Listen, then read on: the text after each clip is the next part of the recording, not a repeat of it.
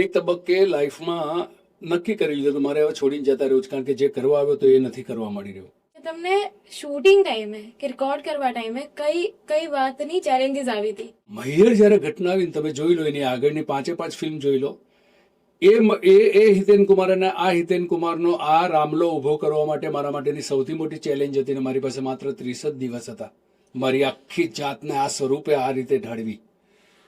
એ રામલાની મસ્તી તમે આગળની કોઈ પણ ફિલ્મમાં નહીં જો, કારણ કે મારી પાસે એક મોકળું એવું મેદાન મને આપવામાં આવ્યું હતું કે જ્યાં મારે મારી જુવાની જીવી લેવાની હતી.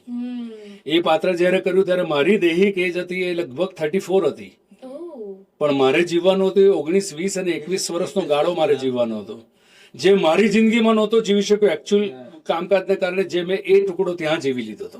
એ મારા માટેની સૌથી મોટી ચેલેન્જ. તમે આજે પણ જોઈ લો કે એ રામલો ત્યાર પછી ક્યાંય તમને દેખાયો નથી. કોઈ જુદા લેવલની મેચ્યોરિટી ઉપર બીજા પાત્રો જાય. મને કેટલા લોકો તમે તરત જ ત્યાર પછીનો પાર્ટ 2 ની અંદર એજિંગ કેમ કર્યું? કારણ કે મને ખાતરી હતી કે હું એ રામલો પાછો નહીં જીવાડી શકું, કારણ કે એક મોસમ જીવાઈ ગઈ. એના પાર્ટ 2 માં કર્યું અમે. આજ રામ અને રતન 55+ ના છે, રામલો તમારો 60 નો છે.